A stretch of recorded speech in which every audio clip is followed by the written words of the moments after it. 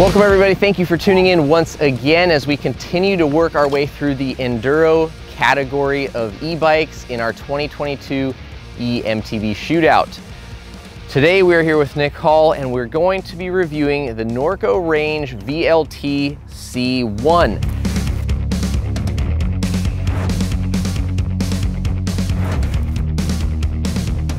This bike retails for $10,098 with our selected battery. Norco sells these bikes without a battery included so that riders can choose the battery range and price that best suits their needs. We've opted to run the 720 as it is about 1.5 pounds lighter than the 900 and still gives a really solid range. That 720 watt-hour battery powers a 85 Newton meter Shimano EP8 drive unit.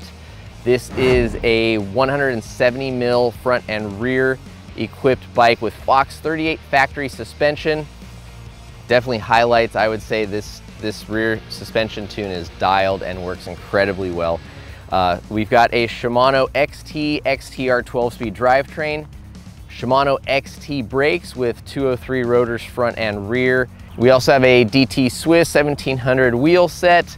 It is a 29er front and rear.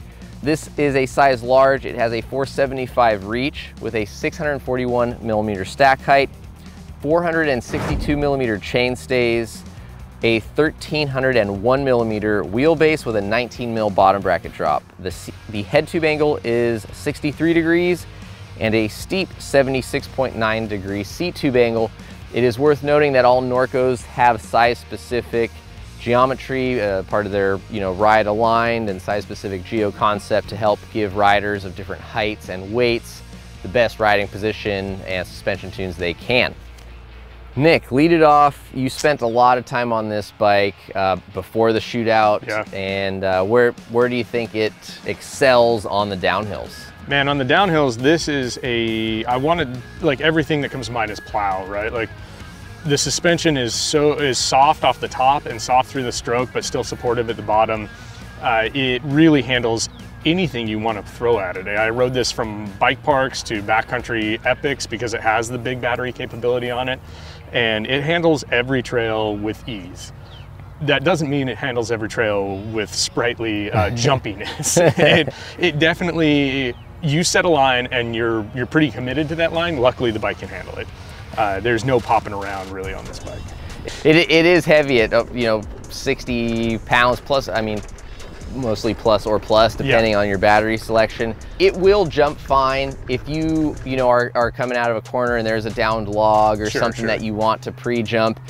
You can do it. I mean, it is like the suspension tune is a definite highlight, and it will get over stuff if you need to. But I mean, if you talk about a 50 or 52 pound bike versus a 60 to 62 pound bike, it's 10 pounds. It's just pulling more weight. It is a lot more weight for sure.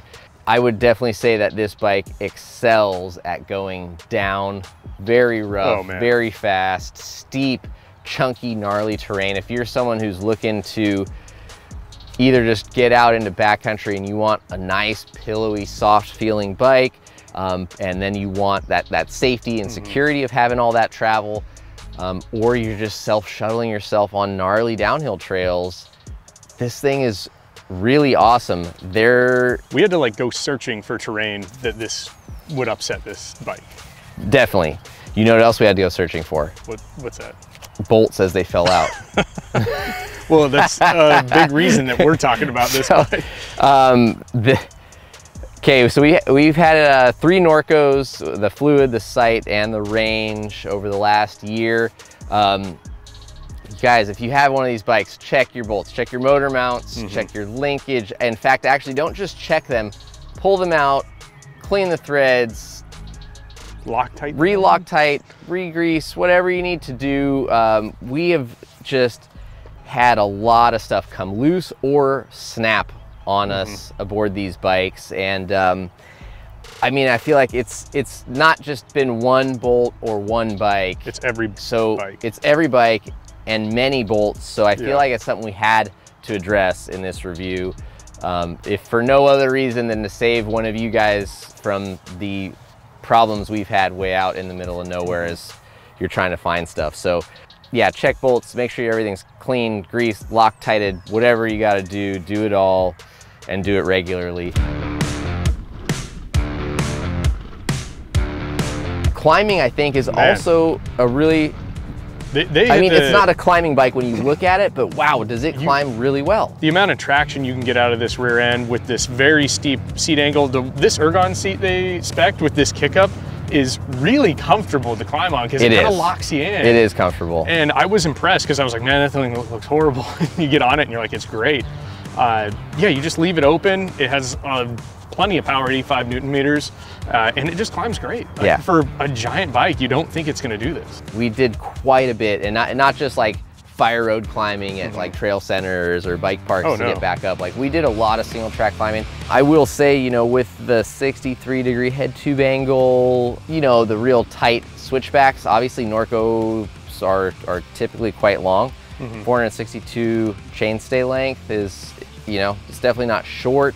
So that could be a little cumbersome for some riders if you're doing a lot of either slow speed descending or flat trail traversing around rocks or obstacles, or if you're climbing and trying to do a lot of tight switchbacks, you might have to work a little harder to, you know, weight that front end. Again, that seat is nice for climbing.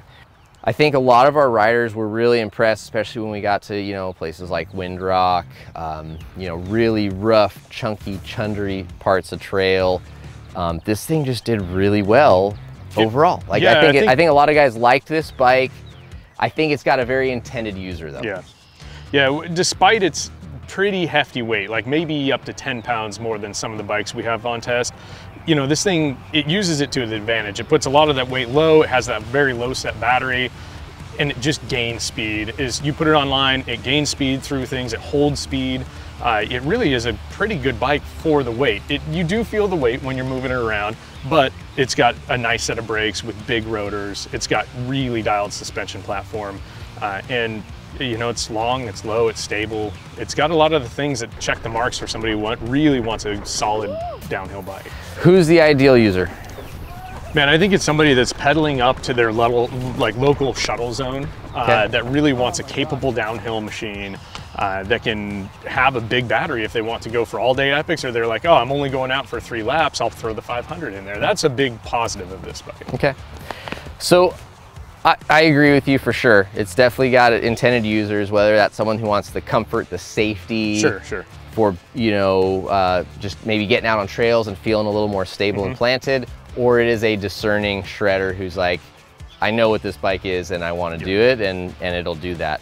If I had to give this bike a numeric, like a number score, I have 2 numbers, okay? I have the number I give it for my riding and where it stacks up, right? Like in terms of how I would want a big long travel e-bike to perform. And that number sits probably in the 7.25 to 7.5 range. If you are looking at this bike, right, if all I was doing is what this bike was designed for and that was what I wanted, I would probably give this bike a 9. Yeah. But maybe tune it back because of hardware coming loose issues to like an 8.75, 8.5. But so I do think it is a very awesome bike for the person who wants this type of bike. Like, it's one of the best for that. It is just kind of pinholed into, you need to be wanting to ride this bike hard or wanting a soft, ground hugging. I mean, it's still playful. It's still, like, the suspension is still lively, but it is a bike that likes to charge and get down the hill fast. So you're looking for a friggin' downhill bike that has a motor. And that's what it is. That's what this thing is. I think I sit in the same spot for, like, where I live, the type of riding I like to do, and my body weight, 7 to 7.5. Okay. But man, if I was 20 pounds heavier and wanted a downhill specific bike or something that you can ride all day and be very comfortable on, pending the bolt issues, 8.5, 8.7. Okay. It's a really good bike for what it's meant for, but it's probably just not for me. Okay. All right. Well, that is the Norco Range VLT C1. Thank you guys all for tuning in. We appreciate you watching. Please don't forget to subscribe and stay tuned. We are working our way through each bike in the enduro category before we get to the grand finale episode. where we talk about all the trail bikes, all the enduro bikes, and see how they stack up and compare against each other. So thank you guys once again, and we hope to see you out on the trails.